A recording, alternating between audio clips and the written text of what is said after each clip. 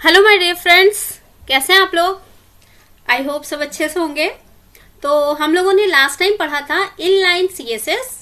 तो inline CSS में हम लोगों ने देखा था कि हमें स्टाइल का यूज हमने किया था H1 और पी टैग में। पी यानी पैराग्राफ टैग और H1 हमारा हेडिंग टैग है। तो हमने ये देखा था कि ये जो H1 हेडिंग थी, ये अलग अलग हेडिंग पर हमने अलग अलग कोडिंग की थी, और जबकि ये जो हेडिंग्स थी ये बिल्कुल सेम थी। तो अगर हम चाहते हैं कि ये जो सेम हेडिंग्स हैं इनके लिए हमें बार बार कोडिंग ना करना पड़े, एक ही बार में ये काम हो जाए, तो उसके लिए हम इंटरनल सीएसएस यूज कर सकते हैं। तो चलिए आज हम यही देखेंगे कि इंटरनल सीएसएस किस तरह से यूज की जाती है, और देखेंगे कि internal CSS and inline CSS में क्या डिफरेंस है। ओके, तो चलिए स्टार्ट करते हैं वीडियो। और हेलो फ्रेंड्स, मैं हूं उस्मा, आपकी कंप्यूटर ट्रेनर, और आप देख रहे हैं CKC, that is computer knowledge centre where your dreams come true. तो जैसे कि आप लोग जानते हैं कि हम लोग यहाँ पर पढ़ रहे हैं ओ लेवल का कोर्स। ओ लेवल के कोर्स में मैंने फर्स्ट पेपर कंप्लीट करा दिया है, सेकंड पेपर में HTML और अब CSS स्टार्ट की है। इसके बाद मैं जावास्क्रिप्ट भी पढ़ाऊंगी और आगे C लैंग्वेज का पेपर स्टार्ट करेंगे। तो अगर आप इन सारी वीडियोस की नोटिफिकेशंस चाहते हैं तो चैनल को सब्सक्राइब कर लीजिए। वीडियोस अच्छी लगती हैं तो लाइक एंड शेयर करिए। और इसके अलावा आपको मेरे चैनल पर बेसिक ट्यूटोरियल्स भी मिल जाएंगे, यानी कि आपको ऑफिस पढ़ना है या फिर फंडामेंटल्स पढ़ने हैं, इंटरनेट पढ़ना है या फिर टैली पढ़ना चाहते हैं तो उसकी भी वीडियोस आपको यहाँ मिल जाएंगी। चलिए देखते हैं हम लोग इंटरनल CSS। ओके,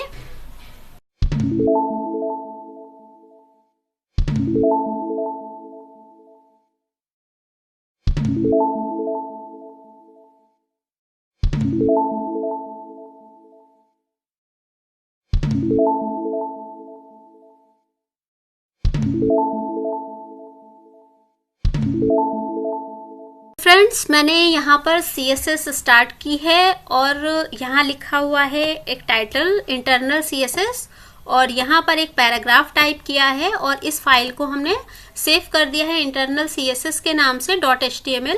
और अब हम इसको वेब ब्राउजर पर ओपन कर लेते हैं और देख लेते हैं कि फिलहाल ये क्या दिखा रहा है हमें। तो हम यहाँ ओपन विथ पर जाएंगे और गूगल क्रोम पे से ओपन कर लेंगे।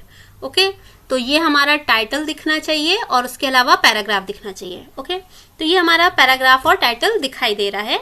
अब हमें क्या करना है, हम आगे इसके टाइप करते हैं। यहाँ पर इसको कॉपी कर लिया है हमने, और इसके आगे जो है हम यहाँ पर कुछ और पैराग्राफ्स टाइप करते हैं और यहाँ पर P टैग लगा लेते हैं, P।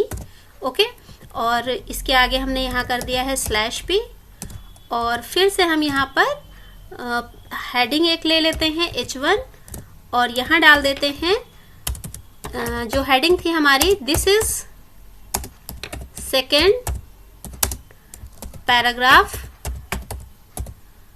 ओके, और लास्ट में /H1 लगा लिया है हमने, और इसी तरह से यहाँ पर फिर से हम P टैग लगा लेते हैं और /P लगाकर बंद कर देते हैं और इसके बीच में एक पैराग्राफ पेस्ट कर लेते हैं इस तरह से। ओके, तो हम क्या कर रहे हैं कि 2-3 पैराग्राफ और हेडिंग्स बना लेते हैं, और उसके बाद हम देखेंगे कि इन सभी पर किस तरह से पैराग्राफ और हेडिंग दोनों पर अलग अलग हमें बार बार कोडिंग नहीं करनी पड़ेगी। एक बार हम H1 के लिए कोड देंगे और एक बार P के लिए देंगे, और हमारे ये कोड्स की फॉर्मेटिंग ऑटोमेटिक हो जाएगी। तो हम ये लिख रहे हैं, this is third paragraph. Okay, और लास्ट H1। ओके, और इसके बाद हमने फिर से पैराग्राफ पेस्ट कर लिया है और यहाँ पर हम फिर से P और /P टैग दे देते हैं, P टैग, और ये हमारा हो गया है /P टैग। ओके, तो अब हम इसको सेव करते हैं। यहाँ पर फर्स्ट हेडिंग हमारी रह गई है, थोड़ा उसे भी लिख लेते हैं। फर्स्ट हेडिंग है हमारी H1, this is first paragraph. Okay, अब यहाँ पर /H1 कर लिया है हमने और इसको सेव कर लिया है। ओके, कंट्रोल एस से सेव हो गया है। अब हम गूगल खोलते हैं, गूगल क्रोम, और यहाँ पर F5 से रिफ्रेश करते हैं। ओके, तो यहाँ हम देख रहे हैं कि हमने H1 लगाया है, तो H1 के हिसाब से साइज आ गया है और ये हमारे पैराग्राफ हैं। अब इन सब पर हम एक साथ कोडिंग किस तरह से कर सकते हैं, उसके लिए हम यहाँ पर देखते हैं जो टाइटल है, टाइटल के नीचे हम लेते हैं स्टाइल टैग। ओके, यानी हेड के ऊपर, इसका ध्यान रखिएगा कि हमें हेड के ऊपर लेना है स्टाइल और उसको टैग लेना है, और स्टाइल टैग के नीचे हमें सब कुछ देना है। अब हम हेडिंग के लिए दे रहे हैं, तो हमने यहाँ पर लिया है H1। ओके, और यहाँ करली ब्रेस ओपन कर लिया है, और इसके नीचे हम देना चाहते हैं colour is equal white and sorry is equal नहीं लगेगा, बीच में कोलन लगता है, ठीक है। और यहाँ पर हम देख रहे हैं background colour, background dash colour colon क्या हमें लेना था, मिडनाइट ब्लू था हमारा, NIGHT midnight blue, BLUE blue. Okay, और यहाँ पर हमने सेमीकोलन लगा दिया है। ओके, अब यहाँ पर हमें एंटर प्रेस करके करली ब्रेस क्लोज करना है और F5 से सेव करके रिफ्रेश करना है। ओके, तो यहाँ पर बैकग्राउंड कलर हमारा नहीं आया है क्योंकि यहाँ पर ये डबल कोड जो है वो एक्सेप्ट नहीं कर रहा है। ओके, तो ये डबल कोड की हमें ज़रूरत नहीं पड़ेगी। F5 सेव करके F5 से रिफ्रेश कर दिया। ओके, तो इसका हमें ध्यान रखना है कि कहाँ पर क्या चीज़ लगेगी और कहाँ नहीं लगेगी। मैंने डबल कोड लगाकर इसीलिए आप लोग को दिखाया कि अगर गलती से आप लोगों ने डबल कोड लगा दिया है तो ये वर्क नहीं करेगा। ओके, तो इस तरह से हमारी H1 की कोडिंग हो गई है, और अब आप देख सकते हैं कि यहाँ पर तीनों पैराग्राफ, तीनों हेडिंग्स जो हैं, यानी तीनों जो H1 है उनका कलर और बैकग्राउंड कलर सेम आ रहा है। ओके, तो इसी तरह से अब यहाँ पर हम जितनी भी चाहें उतनी कोडिंग कर सकते हैं और उसका सब कुछ सेम हो जाएगा। अब इसी तरह से हम लास्ट यहाँ पर P टैग के लिए भी कोड लिख सकते हैं। तो हमने क्या किया है, P के लिए कोड लिखा है। यहाँ पर हम लिख रहे हैं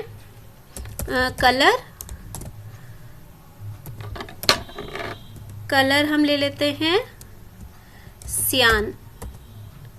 ओके, और सेमीकोलन लगा दिया हमने, और यहाँ पर हम ले लेते हैं background colour, background dash colour, और ये हमारा हो जाएगा मजेंटा। ओके, और यहाँ हमने सेमीकोलन लगा दिया और इसका करली ब्रेस क्लोज कर दिया। अब हम इसको F5 से सेव करते हैं और रिफ्रेश करके देखते हैं, तो ये हो गया है हमारा जो भी आपका कोड था इसमें आ गया है। ये मजेंटा कलर है और इसके ऊपर सियान कलर से लिखा हुआ है। अगर दिखाई नहीं दे रहा है तो हम इसका थोड़ा सा साइज भी चेंज कर सकते हैं। जैसे हमें पता है यहाँ पर हो जाएगा आपका फॉन्ट डैश साइज और कोलन, जो भी आप देना चाहें दे सकते हैं, सेमीकोलन, और सेव करके रिफ्रेश कर लिया हमने। ठीक है, तो इस तरह से साइज बड़ा हो गया। बाकी एट्रीब्यूट तो मैंने बताए थे, जो भी वो सारे एट्रीब्यूट्स आप यहाँ पर यूज कर सकते हैं। अब इसमें एक बात आती है, देखिए हम पहले ये देख लेते हैं कि हमने H1 और P टैग में कहीं पर कोई भी कोड नहीं लिखा है, और यही हमारी इंटरनल CSS है। और इससे पहले जो हमने लिखा था वो हमारी इनलाइन CSS थी। इनलाइन CSS का मतलब था कि हम टैग में उसी जगह से एक लाइन या एक पैराग्राफ के लिए कोड लिखते हैं, जबकि यहाँ पर इंटरनल CSS में क्या है कि यहाँ पर आप एक बार कोड लिखते हैं और जितने भी टैग्स आप पूरे पेज में कहीं भी वो टैग यूज करेंगे उसकी फॉर्मेटिंग वही आती है, सेम आती है। अब आपके दिल में एक डाउट होगा, दिमाग में एक डाउट चल रहा होगा कि अगर हम H1 की कोडिंग हमने यहाँ कर दी है और अब अगर हम H1 का यहाँ पर कोड चेंज करना चाहते हैं तो क्या होगा, क्या हम सारे हर जगह के H1 के लिए हमें सेम ही हेडिंग रखनी होगी? अगर हम चेंज करना चाहें तो क्या कर सकते हैं? जी हाँ, बिल्कुल कर सकते हैं आप। तो उसके लिए हमारे पास वही इनलाइन वाली स्टाइल टैग है, स्टाइल का हम यहाँ पर यूज कर लेते हैं और जैसे किया था लास्ट टाइम उस तरह से कर लेते हैं। जैसे कि हमने यहाँ क्या लिखा था, कलर, और यहाँ पर लिख लिया था हमने ब्लू, कर लेते हैं हम इसको। ओके, तो ये हमारा कलर ब्लू हो गया है। और हमने बैकग्राउंड कलर क्या दिया हुआ है ये भी हम यहाँ पर देख लेते हैं, क्योंकि सेम हो गया तो हमें पता नहीं चलेगा। ठीक है, तो मिडनाइट ब्लू है बैकग्राउंड कलर और टेक्स्ट का कलर ब्लू है, तो थोड़ा सा मिसमैच हो जाएगा, तो हम थोड़ा सा अलग कर लेते हैं इसको। तो इसका कलर हम कर लेते हैं येलो, ठीक है। येलो हमने कर दिया है और इसको F5 करके सेव कर रहे हैं और यहाँ पर रिफ्रेश कर रहे हैं। ओके, तो देखिए यहाँ पर हमारा टेक्स्ट कलर जो है हेडिंग का वो चेंज हो गया है और ये येलो हो गया है। ओके, तो बाकी के H1 के लिए हमें कोई टैग नहीं लगाना पड़ा। ओके, इसी तरह से हम बाकी किसी भी एक पैराग्राफ में अगर कुछ चेंज करना चाहते हैं तो वो हम कर सकते हैं। जैसे कि यहाँ पर हम सेकेंड पैराग्राफ में हम चेंज करना चाहते हैं और यहाँ पर हम कलर लेते हैं और कलर को करते हैं ग्रीन। ओके, यहाँ पर हमने कलर ग्रीन ले लिया है और यहाँ स्टाइल हमारा रहेगा, स्टाइल के बिना तो नहीं होगा, तो ये हमारा स्टाइल हो गया है। और यहाँ पर हम लास्ट में सेमीकोलन लगा सकते हैं। अगर दो हमने एट्रीब्यूट्स नहीं यूज़ किए हैं तो बिना सेमीकोलन लगाए भी हमारा काम हो जाएगा, बट अगर 2 एट्रीब्यूट्स यूज़ किए हैं तब लगाना बहुत ज़रूरी है। ओके, तो इस तरह से हमारा टेक्स्ट कलर चेंज हो गया है। तो आई होप स्टूडेंट्स आपको समझ में आया होगा। मैं यहाँ पे थोड़ा सा और चेंज कर रही हूँ। यहाँ पर मैं यहाँ पर थोड़ा सा और चेंज करती हूँ। कलर मैंने ग्रीन लिया है और इसी में मैं सेमीकोलन लगाकर बैकग्राउंड कलर भी ले लेती हूँ, BACKGROUND बैकग्राउंड डैश कलर और कोलन। और यहाँ पर मैं ले लेती हूँ ब्लैक, BLACK ब्लैक। ओके, और मैं इसमें यहाँ पर ग्रीन ना लगाकर लगाती हूँ रेड। ओके, तो इसको अब हम सेव करते हैं और F5 से रिफ्रेश करते हैं, ठीक है। तो ये हमारा यहाँ पर बैकग्राउंड कलर नहीं चेंज हुआ है। देख लेते हैं हम क्या दिक्कत है इसमें। Background dash colour black, sorry black की स्पेलिंग रॉन्ग हो गई है, BLACK ब्लैक। ओके, अब हम F5 से रिफ्रेश करेंगे, ये हमारी आ गई है। ओके, तो आई होप स्टूडेंट्स आपको ये चीज़ समझ में आई होगी कि जब हम यहाँ पर स्टाइल टैग में जो भी लिखते हैं उसके बाद उस टैग का जब भी हम यूज़ करेंगे उस पर वही सारे ऑप्शन अप्लाई होंगे। बट अगर हम किसी पर्टिकुलर को चेंज करना चाहें तो हम यहाँ से चेंज कर सकते हैं, यानी कि ये वाला बाद में अप्लाई होगा और ये आपका पहले अप्लाई हो जाएगा। ओके, तो आई होप आपको समझ में आया होगा। मैंने जो भी बताया इसमें कुछ खास नहीं था, जैसे एट्रीब्यूट्स हमने लास्ट वीडियो में यूज़ किए थे वैसे ही थे। अगर लास्ट वीडियो आपने नहीं देखी है तो प्लीज़ ज़रूर देख लीजिएगा, उसके बाद ही आपको ये चीज़ क्लियर होगी। इसके बाद हम नेक्स्ट क्लास में पढ़ेंगे एक्सटर्नल CSS, जिसमें हम लोग एक दूसरी फाइल में कोडिंग करेंगे और उसके इफेक्ट को इस फाइल में लाएंगे। ओके, तो आपको वीडियो कैसी लगी कमेंट करके ज़रूर बताइएगा, और अगर चैनल पर फर्स्ट टाइम आए थे तो चैनल को सब्सक्राइब करना मत भूलिएगा और लाइक एंड शेयर भी करिएगा। Okay, bye. Uzma CKC YouTube पे लिखना है तो आपको ये चैनल मिल जाएगा। उसके बाद इस पिक्चर पर क्लिक करेंगे तो आप चैनल में जाएंगे और वहाँ पर आप प्लेलिस्ट पर क्लिक करिएगा। ओके, तो प्लेलिस्ट में जाकर आपको सारे टॉपिक्स मिल जाएंगे। आप टॉपिक वाइज पढ़ सकते हैं कि आपको किस टॉपिक से रिलेटेड वीडियोस देखने हैं। ओके, तो अगर आपको वेब डिज़ाइनिंग के वीडियोस देखने हैं तो आप वो यहाँ से देख सकते हैं। उसके अलावा C लैंग्वेज के या फिर ऑफिस के, पावर पॉइंट के, इसी तरह हिंदी टाइपिंग।